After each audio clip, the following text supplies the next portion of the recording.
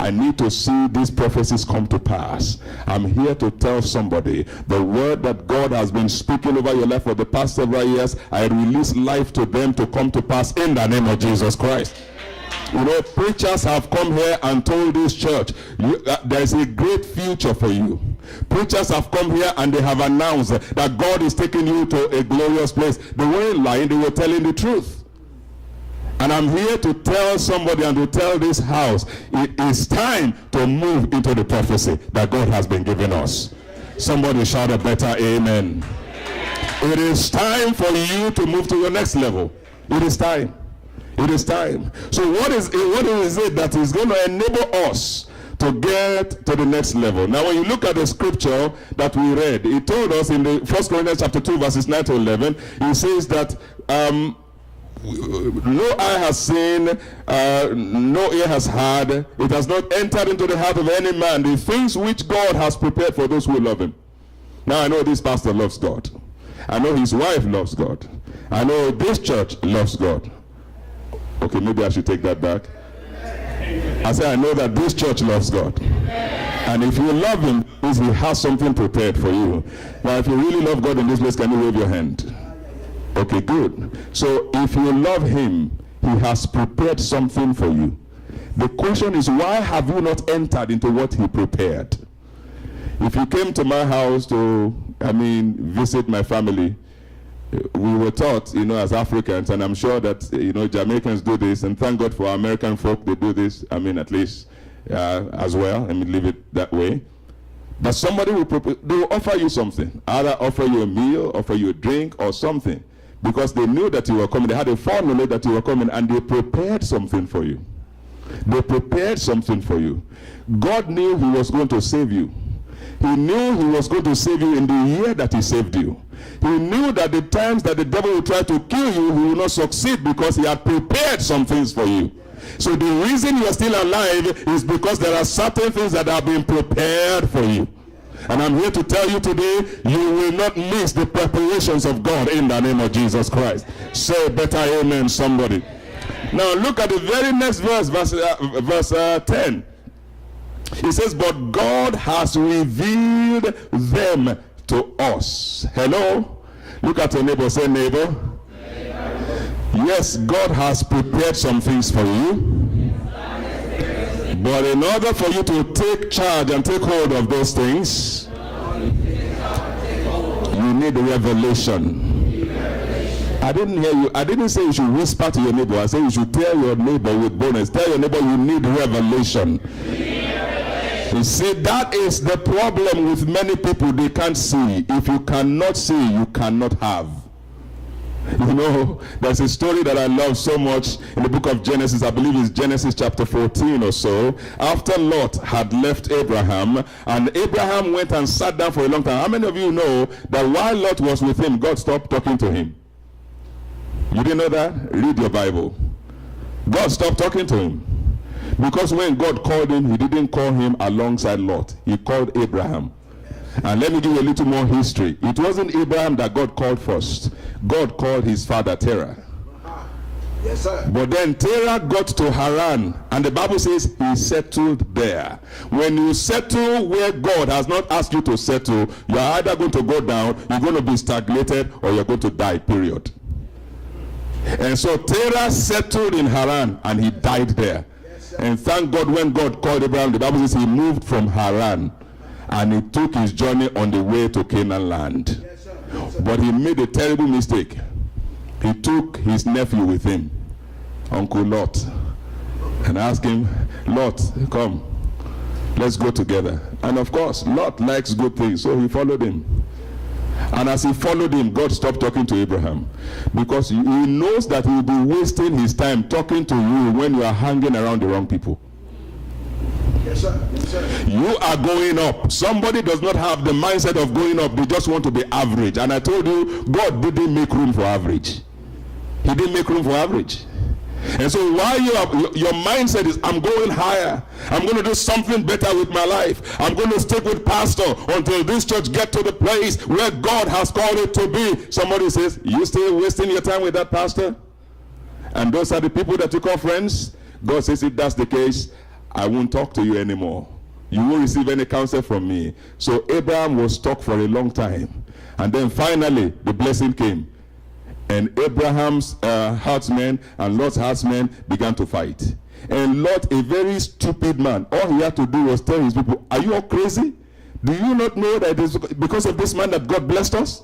Why are you fighting with him? Stop this stupidity. No, he told them, fight, fight. And they kept fighting. Until finally Abraham went to him and said, Lot, you know what? You are my nephew. Let's separate this relationship today. If you decide to go to the right, I will go to the left. If you want to go to the mountaintop, I'll go to the valley. Wherever you want to go, you go. I will go the other direction.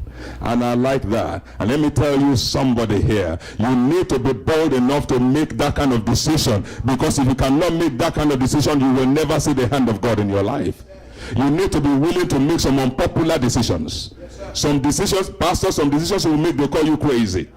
Some decisions, they say, we know he's beside himself now. He doesn't hear from God anymore. Did you know that one time they said Jesus was crazy? I'm not talking about the Pharisees. I'm talking about his family.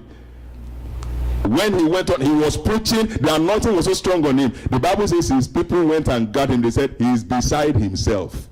Meaning he's crazy. He's gone cuckoo upstairs. I don't know if you understand that English. Hello? Do you speak that type here in America? Okay. So he's gone crazy. So make a long story short, Lot felt so happy. And he looked and he saw all the plains and said, wow, this looks green. He said, Abraham, even though God said that he will bless you, you said wherever I want I should go, no problem. I'm going to the place that looks green. You go that way. Abraham said, no problem. He took off, took everything and left. He forgot that you may have everything, but if you don't have God, no matter how green it looks, it's going to dry up. But it may look so brown, it may look so dirty, it may look so dead, but with God on your side, it will come to life. There's a young man by the name of Lazarus who died, and for 4 days he was in the tomb. To the point his own family member said, don't bother raising him up. It's too late. It's too late. At this point, he's thinking. He smells. If you open that tomb, everybody will get sick. Maybe that's what they've been telling you. That your problem is beyond control. Just go throw in the towel.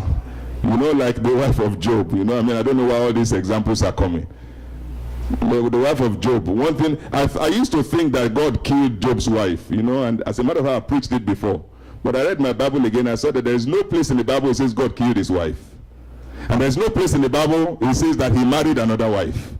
He just told us that God gave him more children, new children. Hello? He didn't tell us by which woman. But one thing that I saw was that Job never cursed his wife. The only thing he told her, he said, you are now talking like one of the foolish women.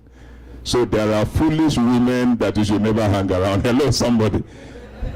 Hello? So Lot took off and went on. And as far as he was concerned, he was okay. He got to Sodom and Gomorrah, and life was bubbling. Everything was fine and dandy. What he did not know was that Satan himself was a principality over that place. Yes, sir. Yes, sir. But for Abraham, because he loved this boy so much, he went and sat down, and for a long time he hung his head. And as he hung his head, God still could not talk to him. Because let me tell you, you may not like this, but in the state of depression, you cannot hear the Spirit of God. Why is this church not growing? He will never speak. As a matter of fact, Pastor, forgive me, sir, with your permission, I want to correct something. God corrected this for us a few years ago. I used to call our church a small church. Come on. One day God came and said, don't ever call my church a small church again. He said, I will build my church on this rock, and the gates of hell shall not prevail against it. How dare you call my work small? It's not small. So I said, what should I do? He said, call it young or call it a growing church. Hello, somebody? So this church is a growing church. I said, this church is a growing church. And let me also tell you the secret behind that before I finish with Sarah and Abraham. And I think that's where we're going to finish, because if I told you I can preach for 2 hours. The reason you need to be careful of the words that come out of your mouth is because every word is spirit. Yes, sir. That's it. That's it. That's it. Every word is spirit. Jesus said, the words that I speak to you, they are spirit and life. Hello, somebody. There is another word that you speak. It is bondage and death. Yes, sir. He says, death and life are in the power of the tongue, and those that love it shall eat the fruit thereof. So God said, don't you know what you say is what will happen, because the angel will capture it and they will apply it to your life. You know, sometimes when God has lined up all kinds of blessings for us and Satan wants to stop it, he will begin to open your eyes to see all the calamities, all the problems and the challenges of life. And initially, because your angels are there, Satan can't do anything. So he starts throwing darts at your mind, suggestions, telling you all he needs is your permission to bring that affliction. And so as you keep speaking, you say, this thing is not getting better. I mean, this marriage is getting worse. You know, this man is the devil's brother, and all of that. You're speaking all kinds of things. The angels will go to God and say, God, permission to fall out. They say, what? Say, permission to step aside for this your child. God says, why? He said, because everything that he or she is speaking does not align with what you said will happen. That's right. So Lord, give me permission to step aside until this child of yours recovers himself. God says, well, because I have said that by the words of your mouth, you will either be established or you will be condemned. I cannot change my word. So permission is granted. Angels, you can step aside. And the devil says, now I've been hearing my own words. Now I'm going there. He goes to God and says, God, permission to fall in, so that I can fulfill the word that has been coming out of the mouth of this your child. So don't you ever speak a word that God has not spoken concerning you.